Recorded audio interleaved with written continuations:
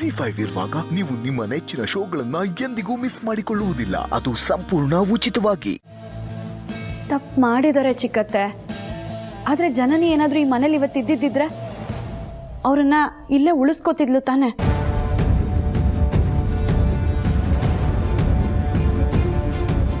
ಜನನಿ ತವ್ರ ಮನೆಯವರು ಅಂತ ಈ ಮನೇಲಿರೋದು ಅವ್ರ ಚಿಕ್ಕಮ್ಮ ಒಬ್ರೇ ಅಲ್ವಾ ಚಿಕ್ಕತ್ತೆ.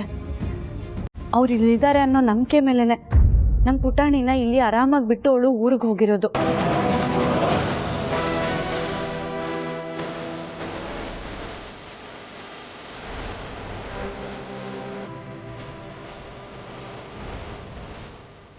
ಹಾಗಿದ್ಮೇಲೆ ಇವ್ರು ಪುಟಾಣಿ ಜೊತೆ ನಡ್ಕೊಂಡಿದ್ದು ಸರಿನಾ?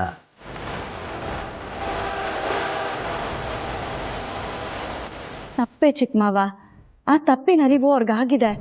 ಅವ್ರು ಇನ್ಯಾವತ್ತೂ ಆ ತಪ್ಪನ್ನು ಮಾಡಲ್ಲ. ಅದಕ್ಕೆ ನಾನು ಜವಾಬ್ದಾರಿ.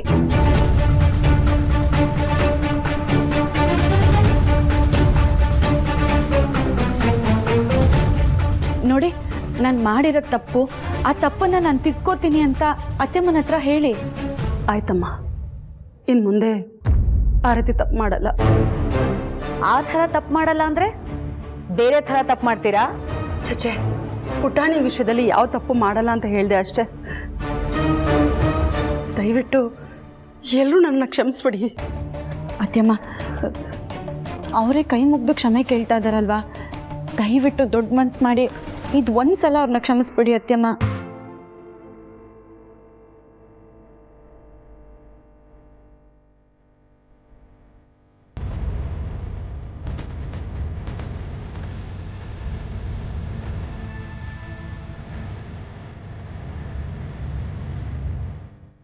ಆಯ್ತಮ್ಮ ಪಾರ್ವತಿ,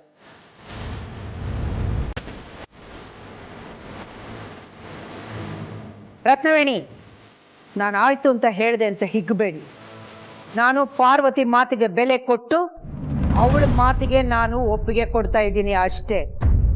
ಅದರ ಅರ್ಥ ನಿಮ್ಮನ್ನ ಕ್ಷಮಿಸಿದ್ದೀನಿ ಅಂತ ಅಲ್ಲ.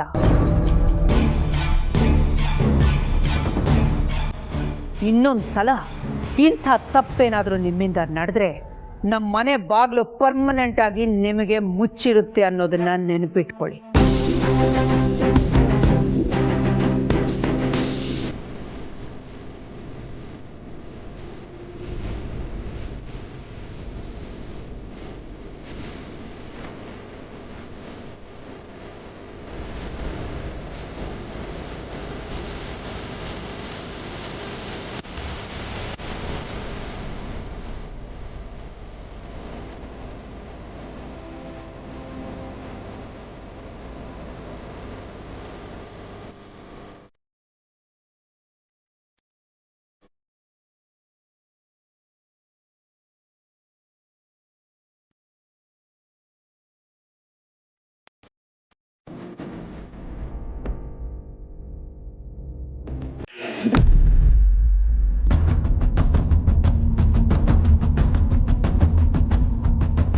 ಏನು ಪಾರು ನೀನು? ಆ ರತ್ನವೇಣಿಯ ಪರವಾಗಿ ಮಾತಾಡಿ ಅವ್ರನ್ನ ಇಲ್ಲೇ ಉಳಿಸ್ಕೊಳ್ಳೋದಕ್ಕೆ ಅಮ್ಮನ ಒಪ್ಪಿಸಿದೆ. ನನಗೊಂದು ಸ್ವಲ್ಪನೂ ಸರಿ ಅನಿಸಲಿಲ್ಲ. ನನಗೂ ಅಷ್ಟೇ ಪಾರು, ನಿನ್ನ ಯೋಚನೆ ನನಗೆ ಸ್ವಲ್ಪನೂ ಒಪ್ಕೊಳಕ್ಕಾಗ್ತಾ ಇಲ್ಲ. ಆ ರತ್ನವೇಣಿ ಅಷ್ಟೆಲ್ಲ ತಪ್ಪು ಮಾಡಿದ್ರು ಈ ಮನೇಲೇ ಇರ್ಲಿ ಅಂತ ಅಕ್ಕನ ಹತ್ರ ಅಷ್ಟೊಂದು ಕೇಳ್ಕೊಂಡಿಯಲ್ಲ, ಏನ್ ಹೇಳ್ಬೇಕು ನಿನ್ ಬುದ್ಧಿಗೆ? ಆ ಅಮ್ಮ ನಮ್ಮ ಪುಟಾಣಿ ಜೊತೆ ಎಷ್ಟು ಕೆಟ್ಟದಾಗಿ ನಡ್ಕೊಂಡಿದ್ದಾಳೆ, ಅದನ್ನೆಲ್ಲ ಮರ್ಸ್ಬಿಟ್ಟಿಯ ನೀನು?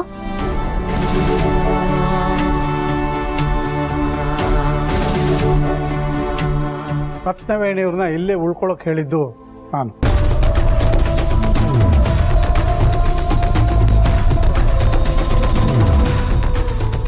ಭಾರತಿ, ನೀವ್ ಹೇಳಿದ್ರ? ಯಾಕೆ?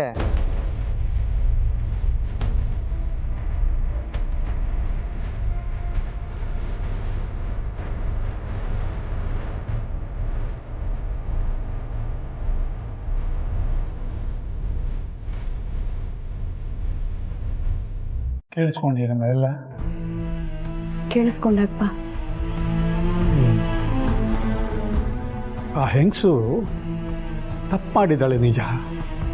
ಎಷ್ಟೋ ಸರ್ತಿ ನಮಗೂ ಕೆಡಕ್ ಮಾಡಿದ್ದಾಳೆ. ಹಾಗಂತ ಅವ್ರನ್ನ ಈ ಮನೆಯಿಂದಲೇ ಕಳಿಸ್ಬಿಡೋದು ನನಗ್ಯಾಕೋ ಸರಿ ಅನ್ನಿಸ್ತಿಲ್ಲ ಮಗಳೇ.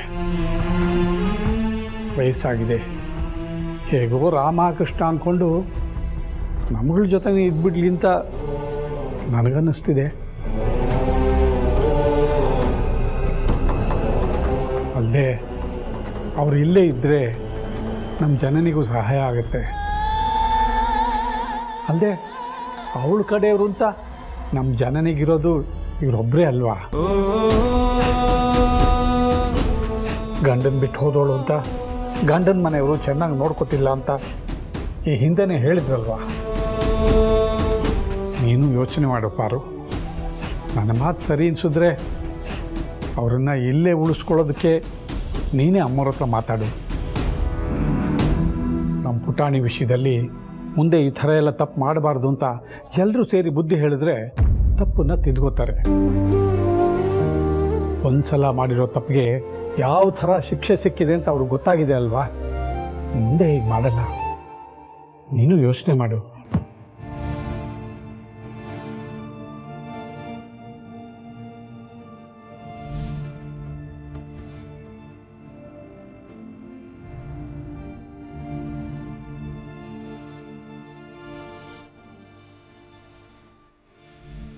ಯಾರಾದ್ರೂ ಕಣ್ಣೀರ್ ಹಾಕಿದ್ರೆ ಸಾಕು ಅಯ್ಯೋ ಅನ್ಬಿಡ್ತೀರಾ. ಅದಕ್ಕೆ ನಿಮ್ ಹತ್ರಲ್ಲೇ ಪ್ಲಾನ್ ಮಾಡ್ಕೊಂಡ್ ಬಂದ್ ಮಾತಾಡಿದಾಳ ಅವಳು. ಹೋಗ್ಲಿ ಬಿಡಿ, ರತ್ನವೇಣಿಯವರು ಇಲ್ಲೇ ಉಳ್ಕೊಳ್ಳೋದಕ್ಕೆ ಅಮ್ಮವರೇ ಒಪ್ಕೊಂಡಿದಾರಲ್ಲ. ನಾವು ಹುಷಾರಾಗಿ ಇನ್ನು ಮೇಲೆ ಅವ್ರ ಜೊತೆ ಪುಟಾಣಿನ ಕಳಿಸ್ದೇ ಇರೋ ಹಾಗೆ ನೋಡ್ಕೋಬೇಕು. ಹಾಗಂತ ಆ ರತ್ನವೇಣಿನ ಅವಳ ಪಾಡಿಗಳು ನಿರೋದಕ್ಕೆ ಬಿಡೋಕ್ ಆಗಲ್ಲ. ಅವಳ ತಲೆಯಲ್ಲಿ ಅದೇನ್ ಪ್ಲಾನ್ ಇದೆಯೋ ಅದ್ ಏನೇನ್ ಯೋಚನೆ ಮಾಡ್ತಿದ್ದಾಳೋ ಯಾರಿಗ್ ಗೊತ್ತು. ಮತ್ತೀಗ ಏನ್ ಮಾಡ್ತೀರಾ? ಅದಕ್ ನಾನೇನಾದ್ರೂ ಯೋಚನೆ ಮಾಡಿ ಅವಳಿಗೆ ಸರಿಯಾಗಿ ಬಿಸಿ ಮುಟ್ಟಿಸ್ತೀನಿ. ಆಯ್ತು, ಏನೇ ಮಾಡೋದಿದ್ರು ಯೋಚನೆ ಮಾಡಿ. ಯಾಕಂದ್ರೆ ನೀವು ತಗೊಳ್ಳೋ ನಿರ್ಧಾರ ನಾಳೆ ದಿವಸ ನಮ್ಮ ಪುಟಾಣಿ ಮೇಲೆ ಕೆಟ್ಟ ಪರಿಣಾಮ ಬೀರಬಾರ್ದು ಅಲ್ವಾ. ಸರಿ, ಹುಷಾರಾಗಿರ್ತೀನಿ.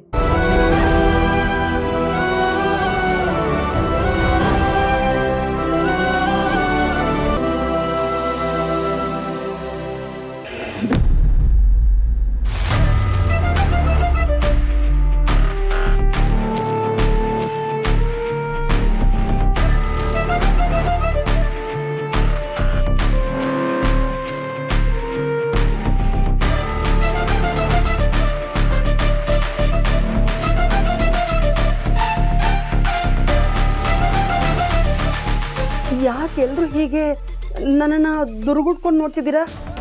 ಏನು ಎಲ್ಲರೂ ಸೇರ್ಕೊಂಡು ನನ್ನನ್ನು ಮುಗಿಸ್ಬೇಕು ಅಂತ ಅಂದ್ಕೊಂಡಿದ್ದೀರಾ?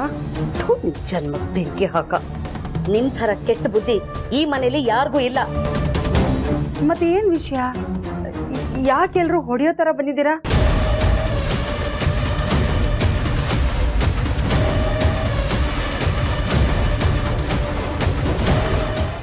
ZEE5 ಆಪ್ ಡೌನ್ಲೋಡ್ ಮಾಡಿ ಎಲ್ಲಾ ಸಂಚಿಕೆಗಳನ್ನು ಸಂಪೂರ್ಣ ಉಚಿತವಾಗಿ ನೋಡಿ.